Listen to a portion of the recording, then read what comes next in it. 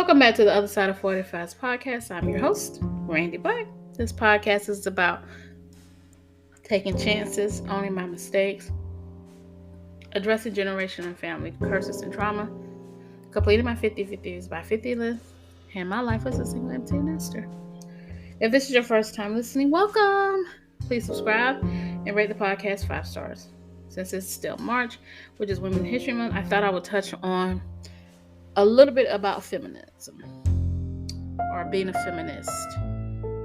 Please note that my thoughts on feminism growing up was very jaded. I had very strict views of what made women feminists. Also note that I didn't think that men could be feminists. So growing up in the cult, feminism wasn't a subject we discussed, nor was it thought that women were treated the same as men. So in the cult, women were not allowed to teach the congregation. The men did all the praying and leading, and that never really sat right with me. I remember being told from the stage that women were to be submissive to their husbands and that he was to make all of the decisions. Now this particular speaker gave an example that I'll never forget. He said if a wife knew that the household had run out of bread or some staple, I don't remember if it was bread, but I knew it was something simple, that she should bring the issue to her husband and let him make the decision that she should go out and buy more bread. And I really couldn't believe what I was hearing. As I got older, I concluded that the speaker didn't really mean that literally, but that the point was that the wife, although having the ability to solve an issue, should rely on her husband, because this was deemed a sign of respect, and this was given as an example of how a submissive wife would act. This line of thinking and my limited knowledge of feminism, I also believe that women who were feminist were not feminine. And I also had a very jaded view of what being feminine was. So I thought feminists were women who would not wear skirts or dresses, and they didn't wear makeup. So this was the exact opposite of what I was seeing. Most of the women that I saw wore dresses and skirts, and most of them wore makeup. And although feminism seems like something from the past, I thought of it more as something that if you were a feminist, that you were a strong, independent woman who refused to conform to the world standard for women. That's what I thought. Even though I didn't hear about it much, I only really heard about it at school. I thought it was everything that the cult taught me about women. I thought it was the exact opposite of that. So they said, oh, this is how you should dress, very modest. And I thought a feminist was the exact opposite of that. If the women being taught in the cult, women were supposed to be submissive, I thought a feminist was the exact opposite of that. So I'm just trying to give you an idea of how I was thinking from a young age, and as I got to be in young adulthood. And I just knew that I was a feminist. I thought I never described myself as a girly girl growing up. I felt like I was a tomboy. I climbed trees as a child. I would get on the roof and hammer shingles. I crawled under the house to help with repairs once. Things I didn't think would be considered girly. Okay, listen. Do you know that I used to refuse to allow a man to hold the door for me? I mean, just saying that out loud makes me feel silly. I mean, I was just so completely delusional about roles. But just keep in mind, I was young. I didn't have a lot of information. I'm giving excuses now, but I think you get it. So even though I did all these things that I felt was not girly, that made me a feminist, I want you to think about this stuff. I had very long nails when I was in high school. I used to paint my nails. it was a favorite pastime of mine. Matter of fact, my nails were unusually long from probably middle school, and then as I hit high school and young adulthood and before, like when you're in late teens, early 20s, my nails were quite long. When I got married, before I had children, I literally would paint my nails every single day. Yes, I would go to work, I would come home, I would take the old nail polish off and put on new nail polish. Now, I want you to think about what I thought about what it meant to be a strong woman. So I actually felt like I was betraying my image because I really enjoyed doing this. I know, I am so sad. And so these are the things I just didn't say out loud. These were just my thoughts. I never shared it with anybody because I was very confused, as you can see. But as I got older and became a mother of girls, I was determined to raise them rough and tough. Like, seriously, I was like, yeah, they're gonna be picking up freaking cars one day. They cannot do that. But I was to the extreme at one point with my girls, and I mean, and let me just tell you what I mean by extreme, okay? So I forbade my girls from wearing skirts and dresses unless they were attending a cult event. I hated, literally hated putting them in dresses and skirts unless we were at a cult event. So starting as young as preschool, they did not wear dresses and skirts to preschools. When they went outside to go play, no dresses, no skirts, just refused. And this was difficult because my oldest daughter loved skirts and dresses as early as preschool. Now, there were times that I would give in and let her, but it bothered me. Y'all have no idea how much that bothered me. So this is a story I'm going to tell you. So I recall having a conversation with mother regarding my oldest daughter wanting to wear a dress or skirt to school. Don't remember the age. I just know she was young. I want to say elementary. I know she was in elementary school. So we're on the phone. I'm talking to mother.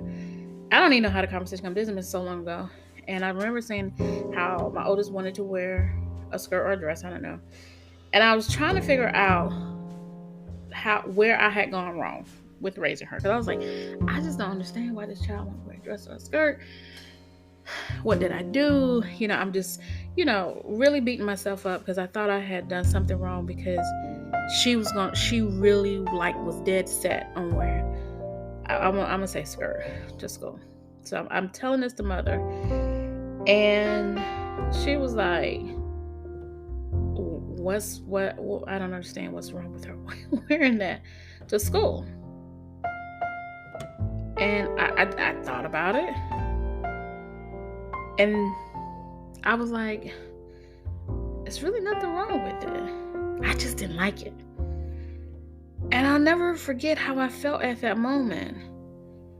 I was working so hard to raise my daughters and control how they live their lives in hopes that they would grow up to be strong, independent women, not realizing at the time that clothes had nothing to do with it, not until that very moment. So, I learned from my mistakes. And after that, I let go of my strict view and decided that it was my issue and not one that I can impose on my children. And once I let go of that, no dress, skirt thinking, it was an easy transition to allow her to join the cheer team because she had mentioned it before. So she's joined the cheer team when she was in, I want to say, 2nd or 3rd grade, very young. So after I got over my issues with skirts and stuff, I was like, okay, I'm wrong about this. So when she asked, could she join the cheer team, I was like, yeah, absolutely. And both girls actually joined at a very young age. They joined the cheer team. Now, I was still determined to give them a balanced view of womanhood and feminism, that I introduced them to soccer. I was like, you know what? They can do soccer. And plus, when they were young, I really wanted the girls to try out lots of different sports and lots of different activities. And then whatever they liked, we would continue. Whatever they didn't like, we would discontinue. So the girls were doing cheer and soccer when they were in elementary school. And my oldest didn't really care for soccer as much as she enjoyed sitting on the bench talking to the boys. Like, I am not even a little bit joking. When I think about going to soccer games, and I can just remember, it's like yesterday. I can see her sitting on the bench, waiting for her turn to join the game. Her legs would be crossed, and she'd just be sitting there talking to the boys. And I say the boys because there was more boys on the team than girls. And they had to rotate, letting people play. Like, she would play like once or twice, just because they had to let her play. But she had no interest in this game. And then I used to get tickled. I'm still tickled about thinking about watching her sitting on that bench, because it was just hilarious to me. I was like, this child does not care about this game. I was tickled. So I knew this was not her sport of choice. On the other hand, her sister, my youngest, was a beast on the soccer field. I mean, when she was really young, we literally had to have conversations. When I say we, her aunt and the coach, we would have to talk to her, because she would get on the field and she would steal the ball from the boys on her team, not because they needed her help, just because she wanted to beat the boys. I love that child. Oh my gosh, it was so great watching her do that, and a little embarrassing, because why are you stealing the ball from your team? She was such a, oh my gosh, those girls. Anyway, and both girls, so when they were young, they both cheered, they played soccer, they also took a gymnastics class, and they were in dance when they were young. Elementary school, we were busy. Actually, from elementary school through high school, they were in everything. So it was clear that the girls had different interests. My oldest continued to cheer, and my youngest continued to play soccer. So during elementary school, they both spent a year doing both. And then when it was clear that my youngest did not like cheering, and my oldest did not like soccer, I took her out of soccer, the other one out of cheer, and let them do their separate things, which was great. They were both happy. They also, if you listen to my other episode, they also took swim lessons when they were in elementary school: gymnastics, swim lessons, dance, cheer, and soccer. So when they entered middle school, they had more control over their activities, and they started doing orchestra, drama, tumbling, track.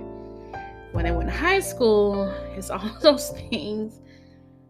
Plus, my youngest went back to cheer and dropped soccer. So lots of activities, and it was a lot of fun for the most part. Anyway, when they got to high school, they had some issues on the cheer team. There was lots of racism in the school, and a lot of racism on the cheer team. Matter of fact, the cheer director and I was supposed to meet one day about her racist self, and she canceled the meeting with me, but decided to meet with my oldest daughter. At the time, her sister had not joined the high school, but she canceled the meeting that we were supposed to have, and she just met with my oldest daughter by herself. And she had the audacity to say to her, to ask her, do you really want to cheer, or is this is your mom wanting you to do it because she, wants to live through you? When you want to talk about mad, oh my God. And if you've been listening this far and following, you know that I had zero interest when I was growing up of being a cheerleader, nor did I have one then. I mean, I'm the person who thought that women shouldn't wear skirts. So I was like, this woman.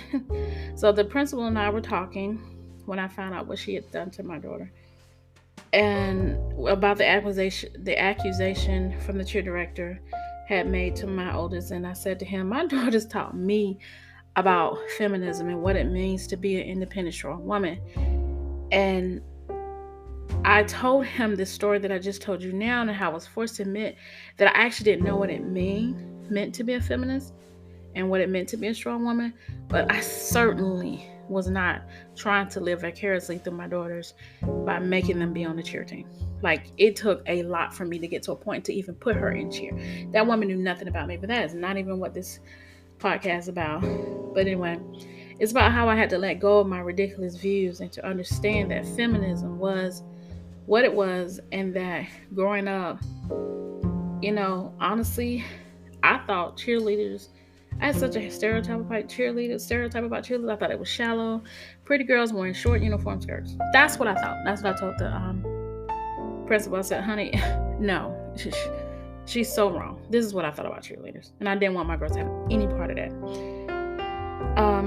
So he agreed. He was like, yeah, you are definitely not trying to live through them. And that we both knew that she was just trying to deflect from the fact that I call her racist. Anyway, I will tell you this about skirts and dresses. To this day, at my age right now, I do not wear skirts and dresses. I even stopped carrying a purse years ago because I just don't want to.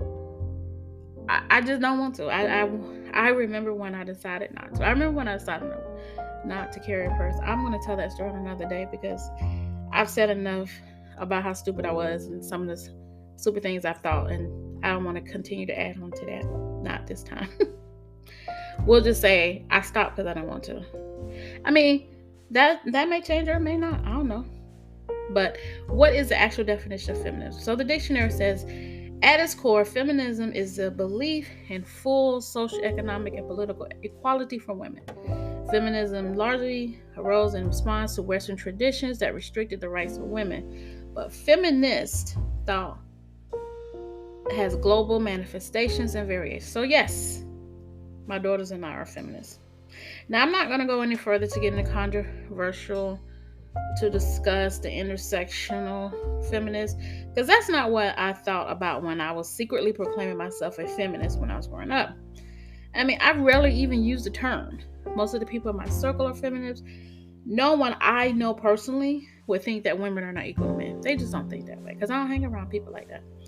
So these type of conversations, they just don't come up in everyday conversation for me. I mostly hear about this on social media.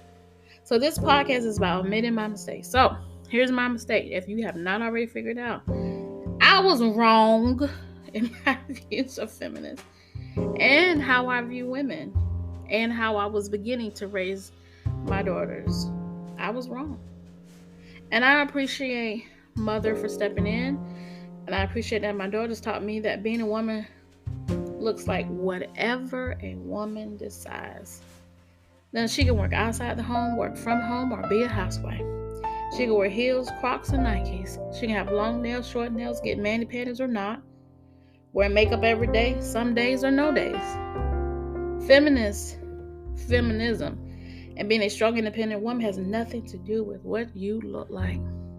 My daughters are strong, independent women living their best lives.